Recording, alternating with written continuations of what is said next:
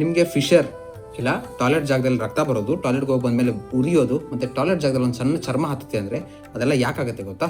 60 ದಿನ 60 ಶರೀರದ ಬಗ್ಗೆ ತಿಳ್ಕೊಳ್ಬಂದು ನಾನು ನಿಮ್ಮ ವೈದ್ಯ ಅರುಣ್.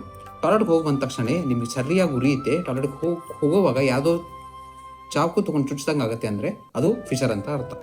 ಫಿಶರ್ ಅಂದರೆ ಒಂದು ಟಾಯ್ಲೆಟ್ ಜಾಗದಲ್ಲಿ ಆಗೋ ಚಿಕ್ಕ ಗಾಯ. ಇದಕ್ಕೆ ಕಾರಣ ಏನು ಗೊತ್ತಾ? ಟಾಯ್ಲೆಟ್ ಗಟ್ಟಿಯಾಗೋದು, ಮಲಬದ್ಧತೆ ಇಲ್ಲ ಕಾನ್ಸ್ಟಿಪೇಷನ್. ಗಟ್ಟಿಯಾಗಿರೋ ಟಾಯ್ಲೆಟಿಂದ ಜಾಗದಿಂದ ಹೊರಗಡೆ ಬರುವಾಗ ಟಾಯ್ಲೆಟ್ ಜಾಗ ಚಿಕ್ಕದಿರುತ್ತಲ್ವಾ, ಅದು ಫೋರ್ಸ್ಫುಲಿ ಅಂದರೆ ನೀವು ತಿಣುಕಿದಾಗ ಪ್ರೆಷರ್ ಹಾಕಿದಾಗ ಹೊರಗಡೆ ಬಂದ್ಬಿಡುತ್ತೆ. ಬಂದಾಗ ಅದು ಟಾಯ್ಲೆಟ್ ಇರುತ್ತೆ, ಕಲ್ತರ ಇರುತ್ತಲ್ಲ, ಅದು ಕಟ್ ಆಗಿಬಿಡುತ್ತೆ. ಕೆಲವೊಂದು ಜನಕ್ಕೆ ಲೂಸ್ ಮೋಷನ್ ಆದಾಗೂ ಆಗುತ್ತೆ. ಪ್ರೆಗ್ನೆನ್ಸಿ ಅಂದರೆ ಗರ್ಭಿಣಿಯರಲ್ಲಿ ನೀರು ಕಡಿಮೆ ಕುಡಿಯೋದು ಮತ್ತು ಪ್ರೋಟೀನ್ ಮತ್ತು ಫೈಬರ್ಸ್ ಜಾಸ್ತಿ ಕಡಿಮೆ ಇರೋದ್ರಿಂದ ಫಿಶರ್ ಆಗೋ ಚಾನ್ಸಸ್ ಇರುತ್ತೆ. ಒಮ್ಮೆ ಗಾಯ ಆದಮೇಲೆ ಆ ಜಾಗದಿಂದ ಟಾಯ್ಲೆಟ್ ಪಾಸ್ ಮಾಡಿದ್ರೆ ನಿಮಗೆ ಉರಿಯುತ್ತೆ, ರಕ್ತ ಬರುತ್ತೆ.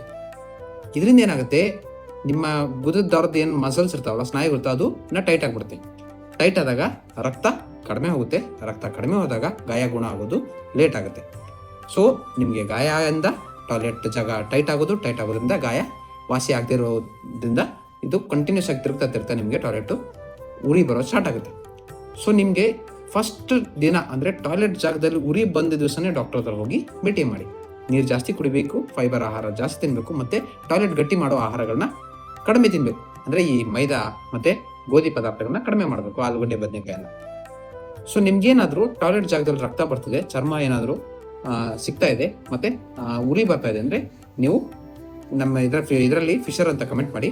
ಮತ್ತು ಕಮೆಂಟಲ್ಲಿ ನಾನು ಈ ಥರ ಹೇಗೆ ಪತ್ತೆ ಮಾಡಬೇಕು ಮತ್ತು ಯಾವ ಥರ ಮೆಡಿಸಿನ್ಸ್ ತೊಗೋಬೇಕು ಅಂತ ಮೆಸೇಜ್ ಹಾಕಿರ್ತೀನಿ. ಅದನ್ನ ನೀವು ಓದಿ.